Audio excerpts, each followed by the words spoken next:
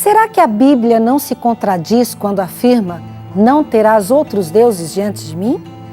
Por que usa termos como Deus Pai, Deus Filho e Deus Espírito Santo? Afinal, quantos deuses tem o cristianismo? Esta é a série Princípios. Pelo tipo de perguntas, você já pode ver que o programa de hoje promete. O Está Escrito está apenas começando.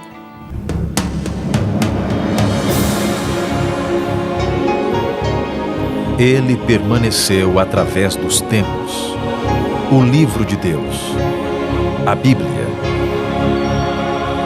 Indispensável em nosso mundo complexo. Está escrito. Transmitindo esperança ao redor do mundo. Apresentado por Fernando Iglesias. Tato, visão, paladar, olfato e audição. Os sentidos são as formas que nós temos de perceber o mundo. Mas quantos são os sentidos mesmo? 5? Tem certeza? Então tente explicar em qual desses 5 sentidos se encaixa o frio na barriga que você sente quando está andando numa montanha russa. Em qual deles se encaixa, por exemplo, a vertigem que você sente quando olha do alto de um edifício para baixo. Ou melhor, feche os olhos ao entrar em um carro e tente dizer qual dos sentidos faz com que você perceba que o carro acelerou. Quem estabeleceu que nós temos 5 sentidos foi o filósofo Aristóteles, no século IV a.C. E até pouco tempo atrás era esse o pensamento que imperava. Hoje a ciência já percebeu que os nossos sentidos passam de 20 e são muito complexos e intrigantes. Fazem parte dos sentidos, por exemplo, o equilíbrio, a aceleração, o calor, o frio. Você nunca tinha parado para pensar sobre essas coisas? Pois é, eu também não. Mas isso nos mostra que quanto mais o homem se dispõe a estudar, mais conhecimento ele alcança e mais também ele expande a sua visão do mundo e melhor se torna a sua qualidade de vida.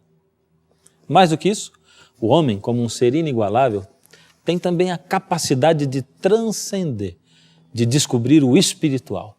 Perguntas como: onde estou? Como surgi? Alguém me criou? Para onde eu vou? Perguntas como essas não só têm respostas, mas quando respondidas, acabam nos dando uma visão muito mais ampla da vida e completando a nossa felicidade. Pois nós, seres humanos, vivemos o tempo todo buscando a verdade. Dentro de nós existe algo que nos leva a acreditar que quando conhecemos a verdade, somos de alguma forma mais felizes, muito mais livres e completos. Não se trata de você ter sido infeliz o tempo todo em que você pensava que possuía só 5 sentidos. Assim como também as pessoas não eram infelizes quando pensavam que objetos mais pesados do que o ar não podiam flutuar ou não podiam voar. Mas quem negaria o fato de que tornou-se bem mais fácil viver no mundo hoje, depois que Santos Dumont ousou voar no seu primeiro avião, o 14 bis. Hoje deixaremos o chão e ganharemos as alturas espirituais, o universo infinito. Você irá sair do conhecimento básico com o qual você sempre se sentiu feliz e vai aventurar-se na direção da verdade plena, aquela que acaba provocando na gente um gostinho especial de liberdade e plenitude.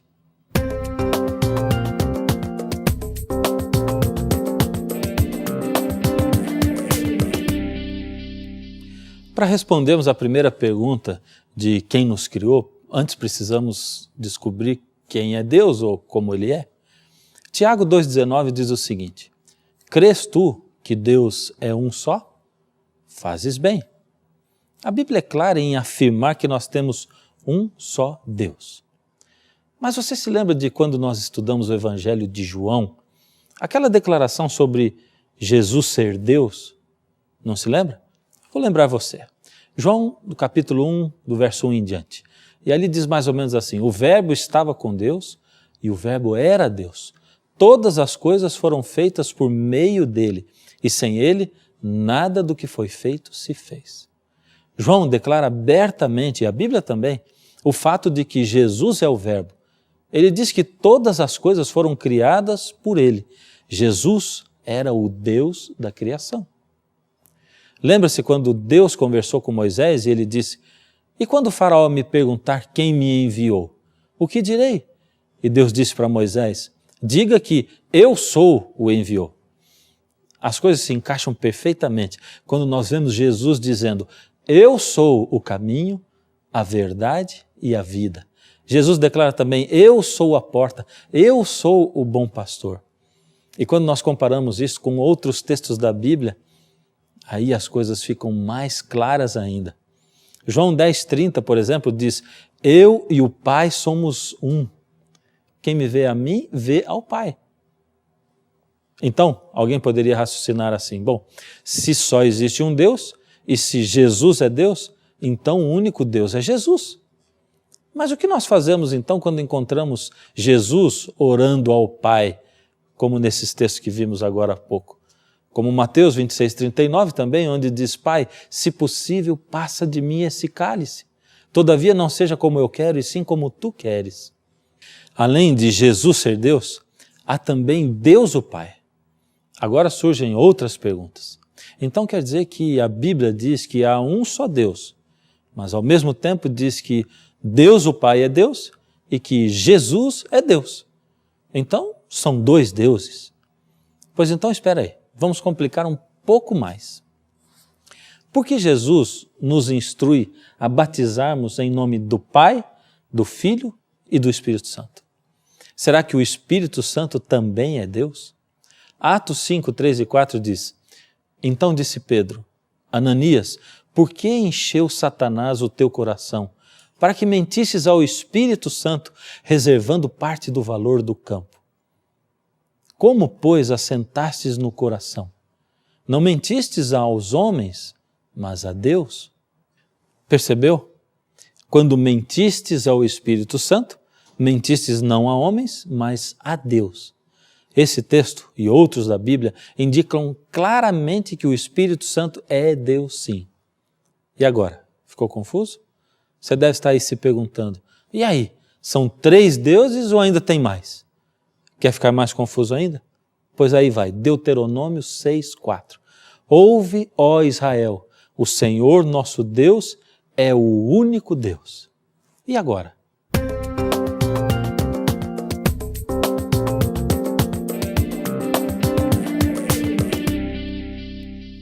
Quantos deuses nós temos afinal?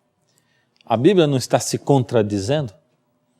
A coisa mais intrigante a respeito da Bíblia é que quando parece que ela está em contradição, é porque estamos prestes a encontrar uma grande verdade.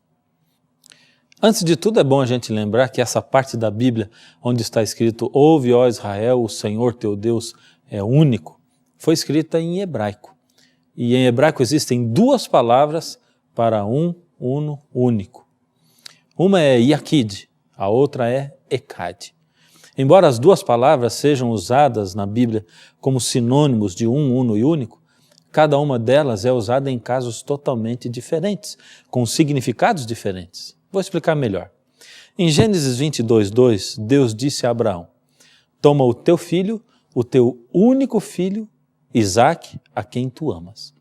Nesse texto, a palavra usada para expressar único foi Yakid, que significa uma unidade simples, ou seja, Isaque era o único filho de Abraão mesmo, o filho único, uma pessoa, unidade simples. Mas vejamos agora Gênesis 2:24 em diante. Deixará o homem o seu pai e a sua mãe e se unirá à sua mulher, e serão uma só carne. Nesse caso, a palavra hebraica usada para uma foi Ekad, pois trata-se de uma unidade composta, ou seja, 2 pessoas diferentes, o marido e a mulher, se unem formando uma só carne. Outro caso em que encontramos Ekad é o de Gênesis 1:5, e houve tarde e manhã um dia, ou seja, 2 coisas diferentes, uma tarde e uma manhã, se unem formando um dia. Agora então nós começamos a esclarecer o assunto, pois no texto de Deuteronômio 6,4, o termo usado foi: ouve, ó Israel, o Senhor nosso Deus é Ekad, único, ou seja, um Deus que é uma unidade composta por 3 pessoas. No caso, o Pai, o Filho e o Espírito Santo. Mas que mesmo assim é apenas um Deus. A partir daí, encontramos muitas outras coisas fazendo sentido na Bíblia. Em Eclesiastes 12:1, por exemplo, está escrito: lembra-te do teu Criador nos dias da tua mocidade. O incrível a ser notado aqui é que a palavra hebraica que foi usada para criador é boreaca, que é o plural de criador.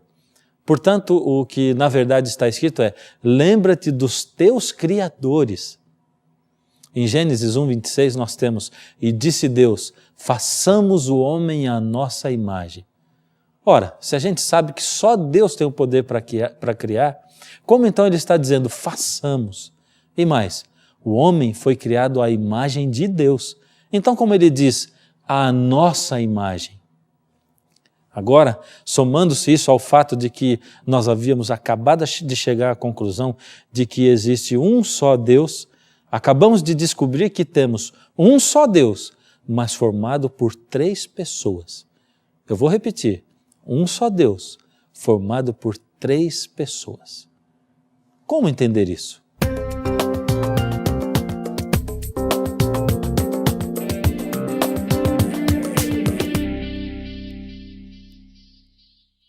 Bem, eu não estou querendo afirmar que é fácil, simples, entender a natureza de um Deus que é único, formado por 3 pessoas. Mas levando em consideração que a natureza de Deus é muito mais complexa do que a natureza humana, você vai entender que se levaram mais de 20 séculos acreditando que nós temos apenas 5 sentidos, quanto tempo levaríamos para conseguir entender a natureza de um Deus eterno que sempre existiu desde a eternidade e existirá para sempre, até a outra eternidade? Como entender que 3 pessoas, o Pai, o Filho e o Espírito Santo, sejam, ao invés de 3 deuses, um Deus só? Com nossas limitações, poderíamos passar a eternidade aprendendo sobre Deus, sem, na verdade, entendê-lo profundamente. Todo mundo chega a essa terra através de uma família. Por que será que Deus escolheu a família para ser esse canal? É que vivendo em família, a gente precisa muitas vezes abrir mão daquilo que a gente gosta. Precisamos ser humildes, temos que perdoar quando os outros nos ofendem e outras vezes até precisamos pedir perdão. Tudo em prol de uma coisa chamada unidade. Afinal, nós somos muitas pessoas, mas formamos uma só família, com um só sobrenome. Deus também é assim. Afinal, Ele nos criou à sua imagem. Eles são 3 pessoas diferentes, mas têm o mesmo sobrenome. E o sobrenome é Deus. Deus Pai, Deus Filho, Deus Espírito Santo. Com certeza, dos 3 membros da Trindade, o que parece ser mais misterioso é o Espírito Santo. Talvez até porque ele é chamado de Espírito Santo mesmo. É que a gente criou assim um certo misticismo em cima da palavra Espírito. Aí a gente fica pensando que ele não é uma pessoa. Alguns pensam assim: Deus Pai é uma pessoa, ele é Pai. Jesus é uma pessoa, ele é o Filho, ele foi visto aqui na terra. Mas o Espírito Santo deve ser uma energia, uma fumaça. Em primeiro lugar, o Espírito Santo é uma pessoa. E as evidências são que na Bíblia ele é apresentado como tendo as mesmas características de um ser pessoal. Ele tem mente, pensa, adquire conhecimento, ele raciocina. Em textos como 1 Coríntios 2, 10 e 11, nós vemos o seguinte: mas Deus se revelou a nós pelo Espírito, porque o Espírito investiga todas as coisas, até mesmo as profundezas de Deus. Porque qual dos homens sabe as coisas do homem, senão o próprio Espírito que nele está? Assim também as coisas de Deus, ninguém as conhece, senão o Espírito de Deus. O Espírito de Deus tem sentimentos e emoções, como está escrito em Efésios 4:30, e não entristeçais o Espírito de Deus, no qual fostes selados para o dia da redenção. O Espírito de Deus também tem vontade, tem poder de decisão. 1 Coríntios 12, 11 diz assim: mas um só e o mesmo Espírito realiza todas essas coisas, distribuindo-as como lhe apraz, a cada um individualmente. Em segundo lugar, Jesus disse que enviaria o Espírito para ficar no lugar dele. Veja o que Jesus declarou em João 16, de 7 a 11, a respeito do Espírito Santo que ele estava para enviar. Convém-vos que eu vá, porque se eu não for, o Consolador, o Espírito Santo, não virá para vós outros. Se porém eu for, eu vô-lo enviarei. Quando ele vier, convencerá o mundo do pecado, da justiça e do juízo. O Espírito da verdade vos guiará a toda a verdade. Ele me glorificará, porque há de receber do que é meu e vô-lo há de anunciar. Você percebeu que nesse texto Jesus está dizendo que o trabalho do Espírito é mostrar o sacrifício do próprio Jesus Cristo? Cuidado para que o Espírito Santo não tome na sua vida o lugar de Jesus. Para algumas pessoas, o Espírito Santo tomou o lugar de Cristo. Para elas, o Espírito Santo passa a ser a salvação. Muitas dessas pessoas ficam se perguntando dentro das suas igrejas: você já recebeu o Espírito Santo? Já? Então você está salvo. Você é melhor, tem mais status. Cuidado, a salvação não está no Espírito Santo. Ele não é o centro da Bíblia. O verdadeiro trabalho do Espírito Santo é mostrar, apontar o sacrifício de Jesus na cruz. Só em Jesus existe salvação. Não esqueça nunca o que está escrito em João 3,16. Porque Deus amou o mundo de tal maneira que deu o seu Filho unigênito para que todo aquele que nele crê não morra, mas tenha a vida eterna. Ou seja, a salvação é para todos os que creem em Jesus. Jesus é a única saída. Veja o que está escrito em Atos 4,12. E não há salvação em nenhum outro, porque abaixo do céu não existe nenhum outro nome dado entre os homens, pelo qual importa que sejamos salvos. Para ninguém confundir o Espírito Santo, ele foi dado por Jesus para trabalhar em nosso coração. O trabalho do Espírito está dividido em 4 etapas. Primeiro ele chama, depois ele convence, depois ele capacita e por último ele purifica. Me deixe explicar melhor essas 4 etapas do trabalho do Espírito. Primeiro ele chama. Isso quer dizer que ele convida para você aceitar a Cristo. Esse trabalho de chamar a atenção das pessoas para Jesus e para o sacrifício é todinho do Espírito. E isso ele faz com todos os habitantes da terra. Em algum momento da sua vida, cada pessoa desse mundo tem a oportunidade de aceitar o convite do Espírito Santo. A segunda etapa do trabalho do Espírito é que ele convence, converte. Esse convencer já não depende só do Espírito Santo. Ele toca no coração, mas depende da pessoa aceitar. Por isso ele não convence a todos, mas somente aqueles que aceitam a Jesus. Em Apocalipse, o próprio Jesus apresenta a maneira como ele se achega até nós através do trabalho do Espírito Santo. Ele diz: eis que estou à porta e bato. Se alguém ouvir a minha voz e abrir a porta, entrarei em sua casa, cearei com ele e ele comigo. Ou seja, o Espírito de Deus toca no seu coração, bate pacientemente, mas ele nunca vai forçar você a uma decisão.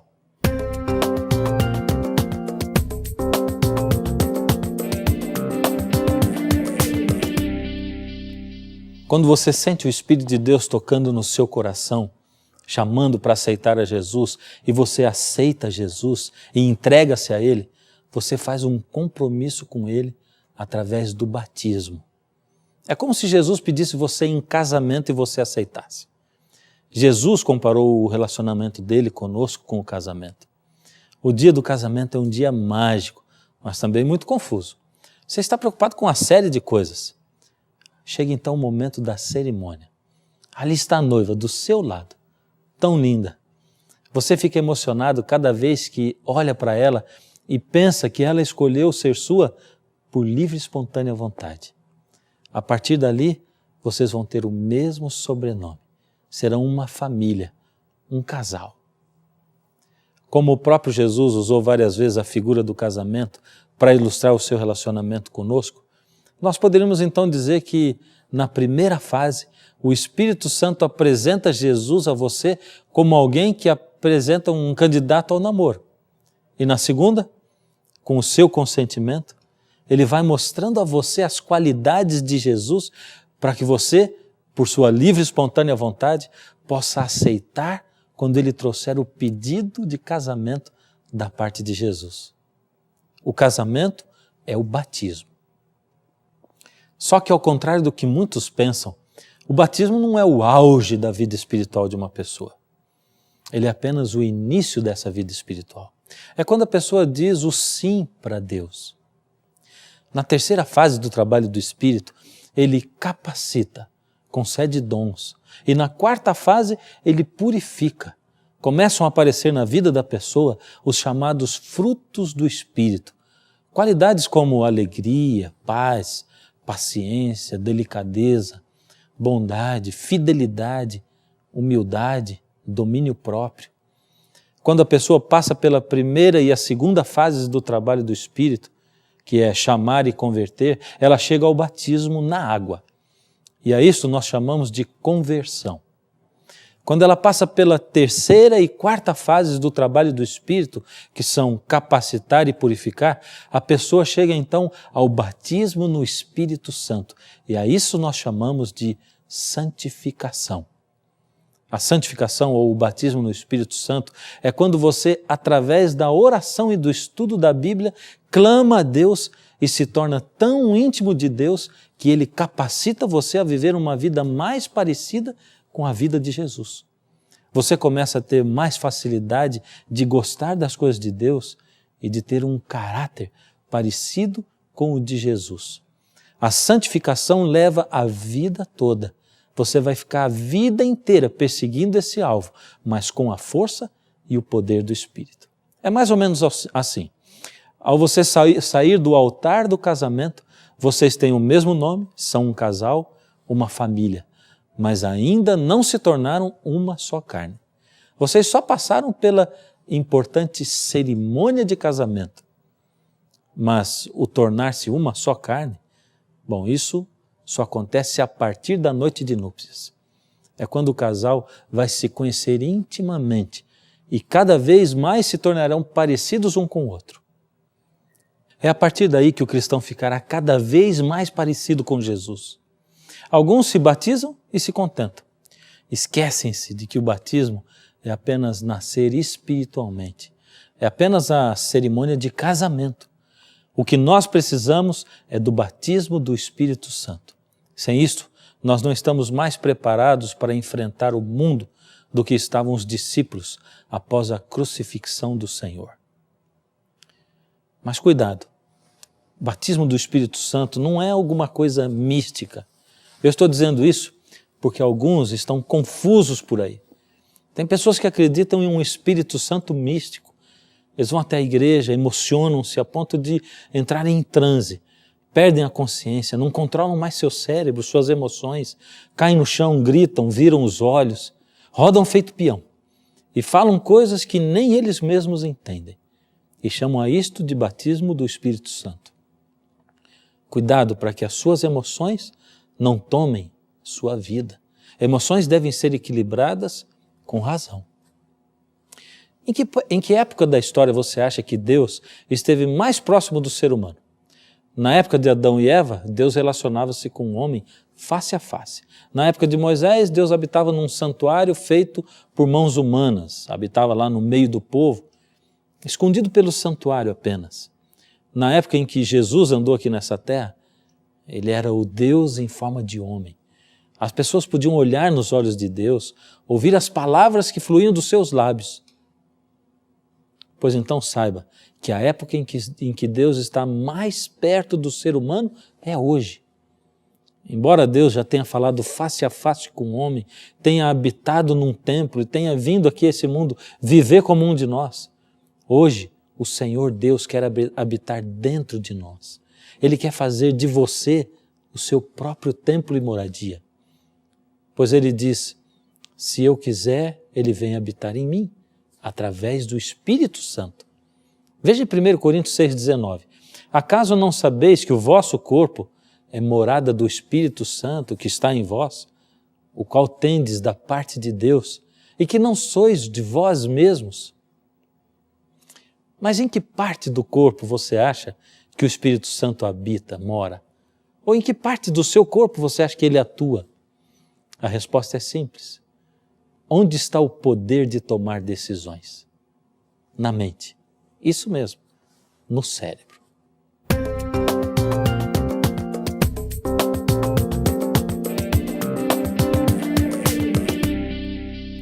Embora a Bíblia e até nós mesmos usemos o coração como simbolizando o centro das nossas emoções, na realidade é o cérebro quem decide tudo. Você sabia que o seu cérebro é cego, surdo, mudo e que ele não sente qualquer dor? É verdade. Depois de abrir a camada de pele e osso que envolve o nosso cérebro, um médico poderia operar o cérebro de qualquer paciente sem anestesia nenhuma e ele não sentiria qualquer dor se estivesse acordado. O cérebro não é sensível à luz porque ele não enxerga e você pode gritar o quanto quiser perto de um cérebro que ele não vai esboçar nenhuma reação. É por isso que, para armazenar as informações, o cérebro depende completamente dos nossos sentidos, que até pouco tempo atrás eram apenas 5, ou achava-se que eram apenas 5, mas que já passam de 20. Por isso, tudo que você vê é muito importante. Tudo que você ouve, o que você toca, os lugares onde você vai, as sensações todas que fazem parte de você, do que você é. Se você passa o dia inteiro armazenando sensações, imagens, sons ruins na sua mente, como você vai querer que o Espírito de Deus possa tomar conta de você?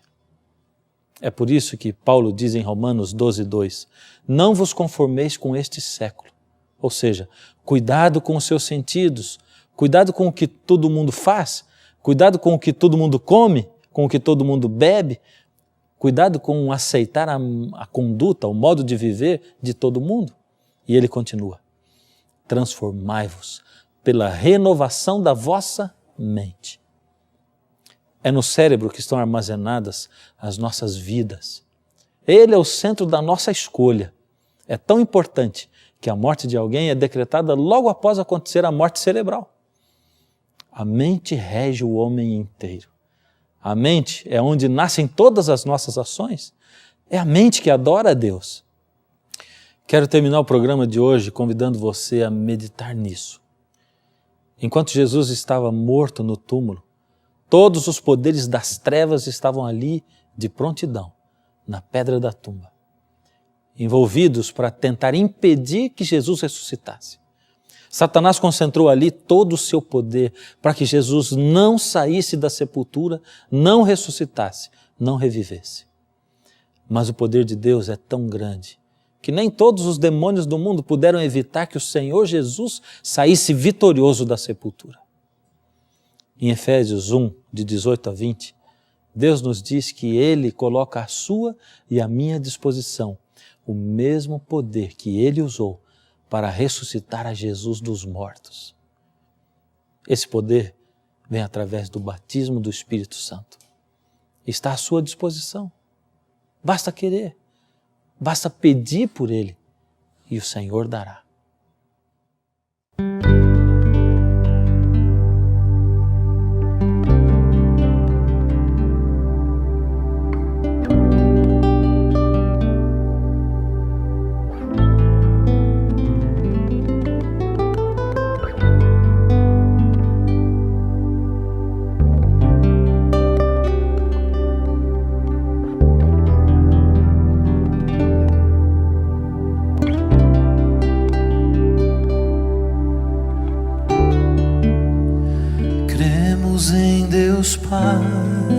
Soberano Criador, nós cremos que por seu poder a terra e o céu criou.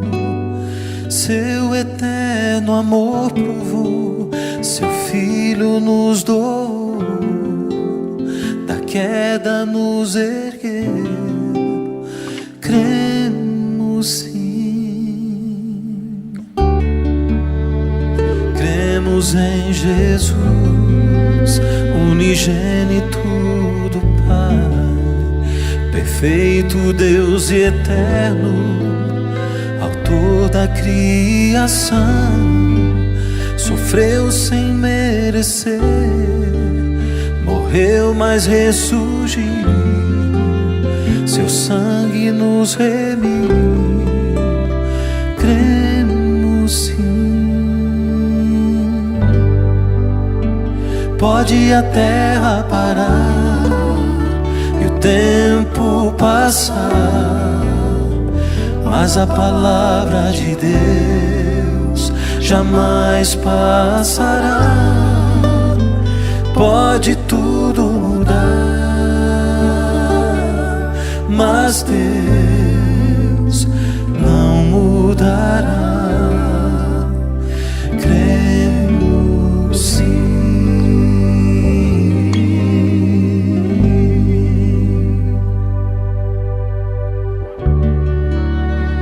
Cremos no Espírito, o Deus Consolador, um ser real que em seu poder nos une como irmãos. Os reinos têm em suas mãos, desfaz as forças do mal, o seu poder nos dá. Cremos sim. Pode a terra parar, o tempo passar, mas a palavra de Deus jamais passará. Pode tudo mudar, mas Deus não mudará. Cremos sim. Cremos em Deus Pai, em seu Filho e no Espírito de amor. Cremos que os três unificam o poder redentor.